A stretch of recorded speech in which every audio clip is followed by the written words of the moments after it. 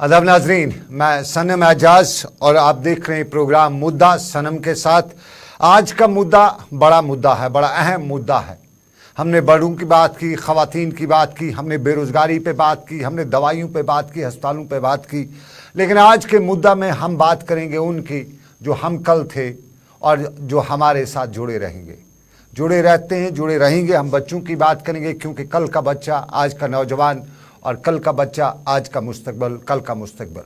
ये हमारी असूल है। इन असूलों के बीच में आज का दिन काफ़ी अहम है क्योंकि आज का दिन बच्चों के साथ जोड़ के देखा जाता है। यानी आज के दिन को बच्चों के दिन पे यौम इत्फाल के तौर पे मनाया जाता है।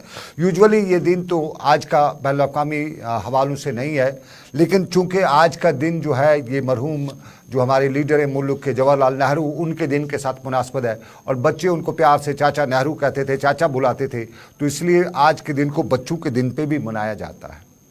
तो वाकई में क्या आज का दिन मनाने के हम हकदार हैं? क्योंकि हम जहाँ जाएं, जिस तरफ भी नज़र दौड़ाएं, बच्चों के साथ कहीं न कहीं खबरें हमारे पास आती हैं कि नाइंसाफ़ी होती है। और इसी मुद्दे को लेकर हम आज के प्रोग्राम में हमने ख़ास दावत दिया आज मोहतरमा खैरुन्निसा मैम को। खैरुन्निसा मैम जो हैं वो चाइल्ड वेलफेयर कमेटी की चेयरपर्सन हैं और बच्चों के रिलेटेड इनके मामला जो हैं वो देखती रहती हैं। हमारे साथ सिविल सोसाइटी से मलिक हमीद भी आज ज्वाइन कर चुके हैं और इन सब से आज के इस प्रोग्राम के दौरान हम कहेंगे कि बच्चा मजदूरी, बच्चों के साथ नाइंसाफ़ी, बच्चों को तालीम में पीछे रखना, और फिर चाहे वो बच्चा जहाँ का हो। वो कुछ लोग यहाँ कश्मीर में ये भी बताते हैं कि गैर रियासती बच्चे हैं, लेकिन हैं तो बच्चे ही, किसी के वो बच्चे हैं, किसी का मुस्तकबल तो हैं। तो यही मुद्दा आज का हमारा। और इसी मुद्दे पे सबसे पहले खुशामदीद खैरुन्निसा मोहतरमा, आपका बहुत बहुत शुक्रिया, आपने मुझे ज्वाइन किया है। खुशामदीद मलिक हमीद, आपका आपने मुझे ज्वाइन किया। और मलिक हमीद, मैं ज़रा सबसे पहले मलिक हमीद के पास जाके जानना चाहूँगा और उसके साथ खैरुन्निसा मैम से। मलिक हमीद, ज़रा बताइएगा क्या आज का दिन मनाने के हम हकदार हैं? थैंक यू सरब जी। पहले ये कहना चाहूँ कि आज एक अच्छा दिन और खूबसूरत दिन है जिसमें आपने चाचा नेहरू का भी नाम जोड़ दिया, मगर जिन बच्चों की खुशी में खुशी होती है, जिनसे बैठने में हमें खुशी होती है, जो हंसते हैं तो जन्नत लगता है। हाँ, ये बात भी सही है जो आपने पहले कही कि चाइल्ड लेबर या और कुछ बच्चों के साथ बहुत ज्यादा हो रही है। चाहे आप होटल में जाइए, चाहे आप हर नुक्कड़ पर जाइए, आपको भिखारी मिलेंगे, बच्चे भिखारी मिलेंगे। तो बड़ा दुख हो जाता है, बड़ा दुख रहता है कि हमारे बच्चे स्कूल जाते हैं और ये बच्चे यहाँ बैठे रहते हैं और यहाँ वो भीख मांगते हैं। अच्छा नहीं लगता। समाज में अगर ऐसे बच्चे ऐसे ही रहे और ये पैदावार बढ़ती रही, ये लोग बढ़ते रहे, तो बहुत परेशानी आगे होंगी क्योंकि मुस्तकबिल खराब होगा। और यही बच्चे जो ये 400, 500 या 300 रुपए मुफ्त में दिन में कमाते हैं भिखारी बन के, उनकी आदतें बिगड़ जाती है क्योंकि बच्चों के हाथों में ज्यादा पैसा देना भी मुश्किल है। तो बहुत तशवीशनाक मसला है ये।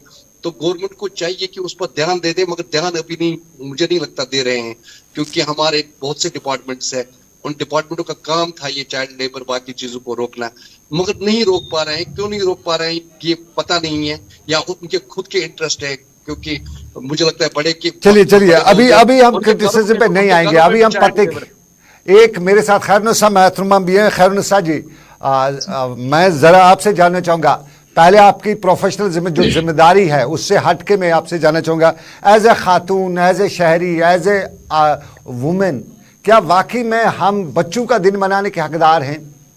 बिल्कुल है। मैं एक माँ हूँ सबसे पहले, और मेरा हर एक दिन चिल्ड्रन डे ही है। और एज प्रोफेशनल अगर आप बात करेंगे तो मैं चाइल्ड वेलफेयर कमेटी को हेड करती हूँ, तो उस लिहाज से भी हर दिन कोशिश करती हूँ कि चाइल्ड राइट्स को प्रोटेक्ट कर पाऊं। तो मेरे लिए हर एक दिन चिल्ड्रन डे ही है। ये एक अलग से दिन नहीं है जो एक मुकर्रर किया गया है, क्रॉस द कंट्री ये मनाया जाता है, जबकि हर घर में, हर गली में, हर कोचे में, हर स्कूल में, हर फैमिली में हर एक दिन चिल्ड्रन डे ही है। बिल्कुल, as a mother, as a father, as a brother, as a sister, हमें यह हक है हम ये आज का दिन मनाएं क्योंकि हम अपनों को याद करते हैं और अपनों के हवाले से हम ये बात कह सकते हैं। लेकिन जो हालात हम देख रहे हैं, हम गली नुक्कड़ पे जब सुबह सुबह निकलते हैं, बस स्टॉप पे पहुंचते तो वहाँ हम उस मासूम बच्चे को देखते हैं। आजकल अब कुछ सॉक्स लेके होते हैं, मासूम होते हैं, कुछ लोग वो परफ्यूम्स लेके होते हैं, वो बच्चे होते हैं, उन्हें तो पहले वो चाइल्ड लेबर उसमें तो है, वो भिखारी का एक नया मॉडल है, वो भीख मांगने का एक नया तरीका है कि सॉक्स दे दीजिएगा। ये सब कुछ देखते हुए कहीं दिल उदास तो नहीं होता है? जी बिल्कुल होता है।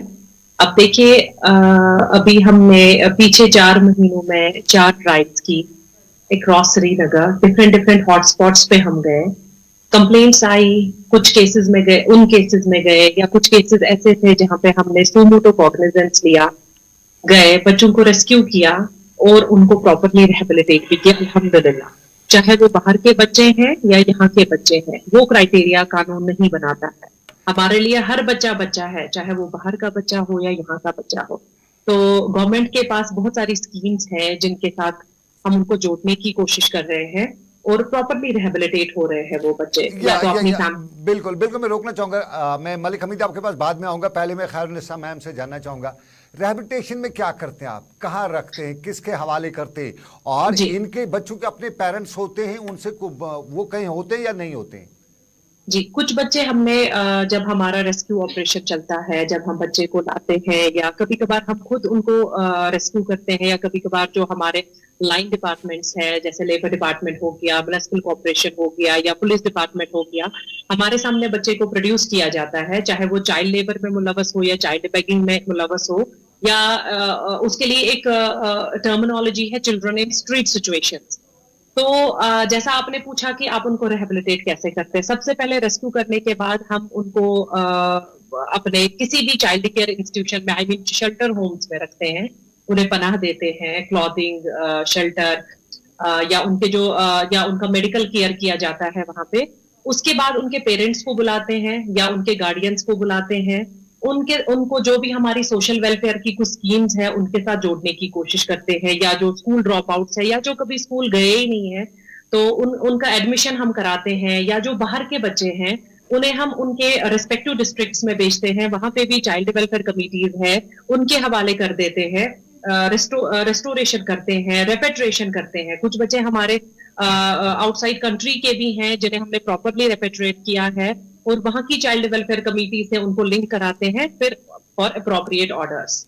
मेरा एक क्वेश्चन यहाँ पे आएगा मोहतरमा, मैं आपके डिपार्टमेंट की, आपकी कहीं पे कोई तनकीद नहीं कर रहा हूँ, लेकिन मेरे दिमाग में ख्याल आ रहा है, अगर आप बता रही हैं हम कर रहे हैं ऐसा, फिर ये तादाद इनकी इतनी ज़्यादा है कि हमें फिर भी ये तादाद शहरों में कम नहीं हो रही है, सड़कों पे कम नहीं हो रही है, गली नुक्कड़ पे? बिल्कुल सही। देखिए, जहां पे आप मिशन वत्सालिया की बात करेंगे, मिशन वत्सालिया का काम शुरू हो जाता है रेस्क्यू से, फिर रिहेबिलिटेशन। तो पहली बात के कुछ केसेस में चाइल्ड वेलफेयर कमेटीज या डिस्ट्रिक्ट चाइल्ड प्रोटेक्शन यूनिट जो है हर डिस्ट्रिक्ट में जो एस्टैब्लिश किया गया है, एक बात आपका 10 लोगों की टीम है जिन्हें हेड करता है डिस्ट्रिक्ट चाइल्ड प्रोटेक्शन ऑफिसर। बाज़ाब्ता रेस्क्यू टीम वो भेजते हैं, वहां से रेस्क्यू करते हैं, या हमारी लाइसेंसिंग रहती है लेबर डिपार्टमेंट से, वहां से होता है। बेशक तादाद बहुत ज्यादा है, कंट्रोल करना बहुत मुश्किल हो रहा है, तादाद ज्यादा है, मतलब तादाद ज्यादा है। हाँ, तादाद काफी ज्यादा है, इसमें कोई शक नहीं है, लेकिन हम भी हाथ पे हाथ धरे बैठे नहीं है। जहां जहां से हमें कंप्लेंट्स आ रही है, इवन सिर्फ कंप्लेंट्स नहीं आ रही है, अगर कोई बंदा भी हमें कॉल करके बोल देता है कि कोई आइडेंटिफाइड स्पॉट है ऐसा कि आप आइए, हम उसी टाइम अपने ऑफिस से निकल के बच्चे को रेस्क्यू करते हैं और प्रॉपरली उसको रिहेबिलिटेट करते हैं ताकि वो मेन स्ट्रीम में इंटीग्रेट हो जाए। मलिक हमीद हैं हमारे साथ, सिविल सर्जन और बच्चों के रिलेटेड काफ़ी सीरियस ये रहते हैं। मलिक साहब, आज तो बड़ा इंकशाफ हुआ, मुझे तो अब तक लगता था कि एक ग्रुप है 150 बच्चे, उनको कभी उठा के ले जाते हैं, दूसरे दिन छोड़ देते हैं, वो वापस आते हैं। आज तो तादाद बड़ी लग रही है, ये तादाद कहीं हमारे लिए एक सीरियस कंसर्न तो नहीं है? ये तो खुद सनम सर, ये तो सीरियस कंसर्न मैंने पहले ही कह दिया कि एक बच्चे को अगर दिन में 200-300 की कमाई होती है, वो गलत रास्ते पर चला जाएगा। और ये रेस्क्यू, मैम अच्छा कह रही है कि रेस्क्यू कर रहे हैं, मगर इससे तक कम रेस्क्यू करने से कुछ नहीं होगा। और मैं समझता हूँ कि चलिए मलिक हमीद, अजान का वक्त भी हो रहा है, मैं 2 मिनट आपके पास से मैं मैडम के पास ही आऊँगा, खैरुन्निसा मैम के पास। खैरुन्निसा मैम, ये सारा जो मामला है, आपने तादाद बताई बहुत ज़्यादा है, तो फिर इसका मतलब है कि एक बड़ा नेटवर्क है इसके पीछे। इस नेटवर्क के पीछे क्या कोई बड़ी तादाद है लोगों की? उसके लिए कुछ हमारे इदारे, ये सर की आवाज वहां से आ रही है क्या? खैरुन्निसा जो है जी जी, आबिद ऑडियो थोड़ा ठीक कर देगा। हाँ कि मैं चेयरपर्सन चाइल्ड वेलफेयर कमेटी का जो मेरा रोल है वो शुरू होता है रिहेबिलिटेशन से। इसके पीछे कौन लोग है कौन लोग नहीं है वो मेरा कंसर्न नहीं है देखना। आप समझ रहे हैं मेरी बिल्कुल बात। बिल्कुल। वहां पे अप्रोप्रिएट अथॉरिटीज है जो इसमें इन्वेस्टिगेट कर सकते हैं कि आखिर जो ये बच्चे हैं जो हमारे शहरों में स्ट्रीट्स पे हैं क्यों है, कहां से आए हैं और किन के बच्चे हैं। मेरा काम, मेरे सामने बच्चा प्रोड्यूस हो जाएगा, मुझे उसको रिहेबिलिटेट करना है। जबकि हमने अपना दायरा उतना ही नहीं रखा है कि हम सिर्फ इंतजार करते रह के कि बच्चा हमारे सामने कब प्रोड्यूस हो जाए। हम तो खुद मैदान में उतर के खुद बच्चों को रेस्क्यू कर रहे हैं, गलियों से, कोचों से, सड़कों से, चौक से। ये मैं शहर की सड़कों का हाल तो आप जानती हैं, आप भी सड़कों पे जाती हैं, ऑफिस जाती हैं, कहीं जाती हैं, लेकिन एक और बड़ा ही जगह है जो हमारे लेबर, जहाँ पे लेबर से काम लिया जाता है, उसमें अगर आइडेंटिफाई मैं करूँ, हमारे ईंट भट्ठे हैं, हमारे रेस्टोरेंट्स हैं, होटल्स हैं, वहाँ पे छोटे छोटे इनको वेटर बनाया गया है। हमारे आजकल तो बहुत सी ये जो हमारी जो छोटी छोटी मैटाडोर्स वगैरह हैं, बसेज हैं, इनको कंडक्टर बनाया गया है। अब उसमें इनको, मैं उस चीज़ से, ठीक है वो सरकार की जिम्मेदारी है, लेकिन एक इम्पॉर्टेंट मुद्दा आ जाता है। मुद्दा ये आ जाता है, इन बच्चों को छोटी उम्र में पैसे की लत लग जाती है और इस पैसे की लत में ये फिर दूसरी तरफ चले जाते हैं। क्योंकि मैंने कुछ छोटे बच्चों को सिगरेट पीते हुए देखा, मैं ये नहीं कहूँगा वो मनशियात पी रहे थे, सिगरेट पीते हुए देखा है। और उसकी वजह मुझे ये मालूम हुई कि उनकी जेब में 10 रुपये थे, तभी उन्हें सिगरेट लिए थे। अगर 10 रुपये नहीं होते तो शायद वो, और जब बच्चा छोटी उम्र में 8-10 साल की उम्र में, 11 साल की उम्र में सिगरेट पिएगा तो बाकी मंशियात की तरफ भी जा सकता है। तो ये हमारी एक सोसाइटी के लिए एक बड़ा अलार्मिंग सिचुएशन है। और कौन सा डिपार्टमेंट इसको कोऑर्डिनेट करता है, वो इस पे नजर रखता है? देखिए, हमारे पास लेबर डिपार्टमेंट है, हमारे पास पुलिस डिपार्टमेंट है जो बराबर इन बच्चों पे नजर रखे हुए है। रही बात बच्चे के पास पैसा है और वो उसको गलत तरीके से इस्तेमाल कर रहा है, ऑब्वियसली बच्चा है, उसका अभी जहन इतना मैच्योर नहीं है कि मुझे ये पैसा कहां पे लगाना है। कभी कभार ऐसा देखा गया है कि जो ये स्ट्रीट्स पे बच्चे हैं, जब उनको पैसे मिल रहे हैं चाहे बेगिंग से या चाहे लेबर से, तो इजीली इंडल्ज हो जाते हैं गलत गलत कामों में। अगर इनको प्रॉपर टाइम पे या प्रॉपर वक्त पे इन्हें वो केयर प्रोटेक्शन ना दिया जाए तो उसके बाद यही बच्चे हैं जो कॉन्फ्लिक्ट सिचुएशन में आ जाते हैं। I mean children in conflict with law बन जाते हैं। तो उसके लिए क्या है कि देखिए, सबसे पहली बात हमें ये देखनी है कि वजह क्या है इन बच्चों को जो स्ट्रीट्स पे आ रहे हैं। मेरी नजर में दो वजह है, या तो इन बच्चों को एक्सप्लॉइट किया जा रहा है और इधर सड़कों पे लाया जा रहा है, स्ट्रीट्स पे लाया जा रहा है, या तो दूसरी वजह ये है कि ये फाइनेंशियली काफी ज्यादा वीक है, ये बेचारे निकल आते हैं अपनी फैमिली को सपोर्ट करने के लिए। तो अब ये है कि बच्चे को जब आप रेस्क्यू कर लेते हो और रिहेबिलिटेट कर लेते हो, आप सिर्फ उस बच्चे के बारे में सोचते। मे भी सवाल ये भी आ सकता है उनके पेरेंट्स के लिए आप क्या करते हैं। देखिए, वही मैं इस पॉइंट पे आऊंगा। हाँ। पहले एक छोटा सा कमर्शियल ब्रेक मुझे लेना पड़ेगा, ब्रेक के बाद मैं इस पॉइंट पे आऊंगा। बच्चों को एक्सप्लॉइट किया जाता है।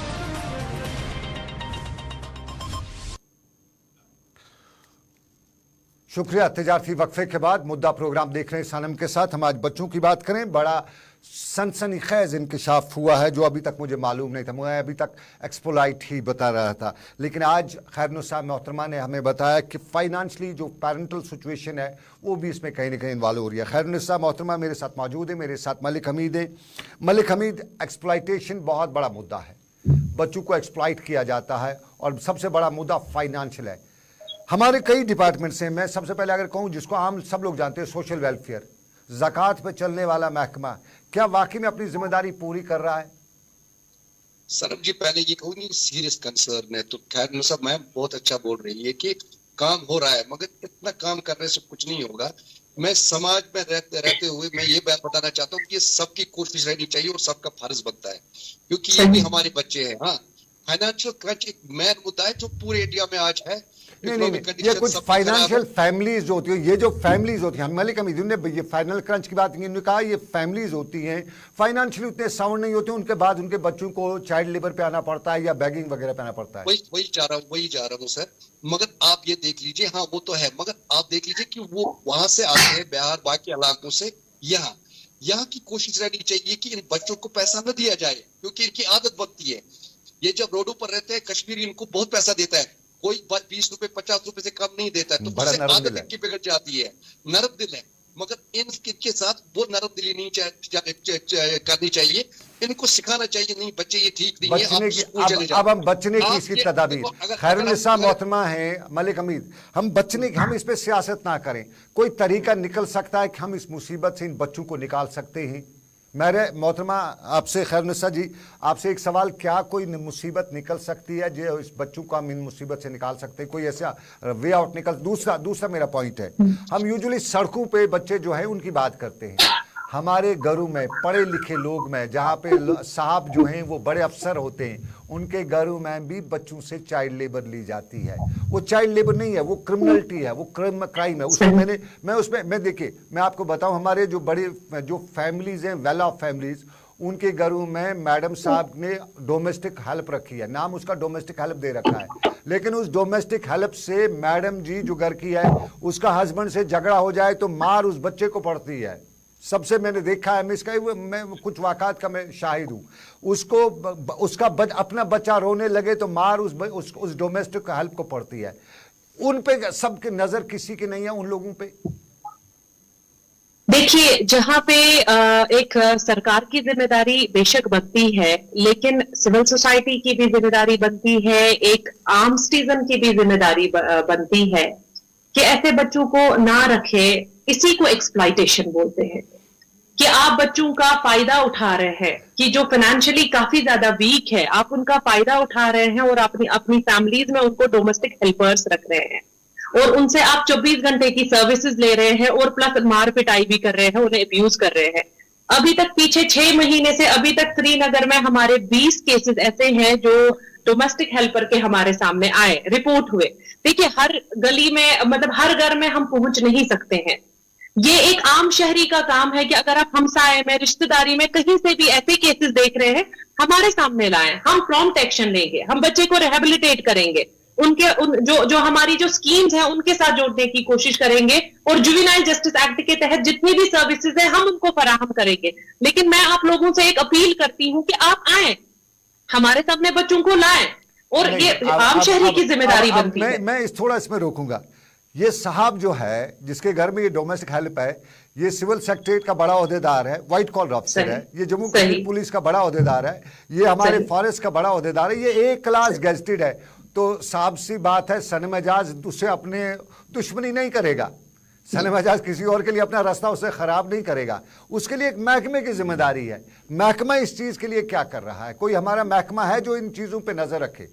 देखिए, मैंने जैसे आपको बताया कि हमारे पास रेस्क्यू टीम्स है, it's a labour department who will look into the matter, कि उन्हें ये देखना है। अब देखिए कि ये पुलिस का काम है कि हर जो उनकी जुरिस्डिक्शन में जितने लोग भी आ रहे हैं, कौन सा डोमेस्टिक हेल्पर किस एज का, किस तरीके से, किस घर में काम कर रहा है। हमारा काम तो तभी से शुरू हो जाता है जब वो रिपोर्ट हो जाएगा केस, या जब हमारे सामने प्रोटेक्शन हो जाएगी बच्चे, हमारा काम वहां से शुरू हो जाता और है। अगर आपने कहीं पे काम किया तो जिस फैमिली में वो होगा वहां उनके लिए क्या सजा है, ये भी बता दीजिए। देखिए, जैसे मैंने बताया आपको कि बहुत सारे रिपोर्टेड केसेस हैं, पुलिस की तरफ से भी आए, इवन जो हमारे एंटी ह्यूमन ट्रैफिकिंग विंग है पुलिस की, उनकी तरफ से काफी ज्यादा केसेस आए कि प्लेसमेंट एजेंसीज के जरिए जो फैमिलीज ने छोटे छोटे बच्चों को एम्प्लॉयमेंट दी हुई थी, एक तो हम लीगल एक्शन इनिशिएट करते हैं, एफआईआर लॉन्च हो जाते हैं प्लेसमेंट एजेंसीज के खिलाफ भी, और उस फैमिली के खिलाफ भी एफआईआर लॉन्च हो जाता है, लीगल एक्शन लिया जाता है।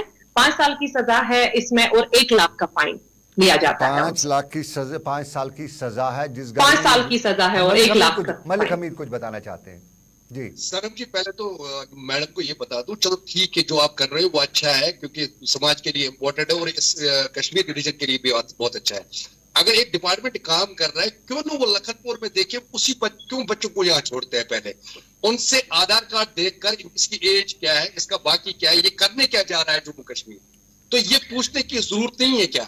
अगर सेंटर लग जाता वहां से ये रोकते तो इतने लोग यहाँ नहीं आते। मैं अपने गांव की बात कहूं, मुझे नहीं लगता इस गांव में कोई एक भी आपको चाइल्ड लेबर मिलेगा, क्योंकि यहाँ चलिए मलिक हमीद जवाब दीजिएगा, मुझे वक्त इजाजत नहीं दे। मलिक खैरुन्निसा मैम, देखिए, बिल्कुल सही आपने फरमाया। आप देखिए कि जैसे आप कह रहे हैं कि उनके आधार कार्ड चेक किए जाए, देखिए, मैं आपको पहले ही बता रही हूं कि हमारा काम मिशन वत्सालिया का या चाइल्ड वेलफेयर कमेटी का या डिस्ट्रिक्ट चाइल्ड प्रोटेक्शन यूनिट का काम शुरू हो जाता है कि इस बच्चे को जब आपके सामने प्रोड्यूस किया जाएगा या आप इसको खुद रेस्क्यू के लिए जाएंगे, आपको इसके लिए इंडिविजुअल केयर प्लान करके इसको तैयार करके आपको इसको रिहेबिलिटेट कैसे करना है ताकि ये मेन स्ट्रीम में रीइंटीग्रेट होके बाहर आ जाए, ये एक आम बच्चों की तरह रहने लगे, एक आम फैमिली में एक अच्छी तरीके से ये रहने लगे।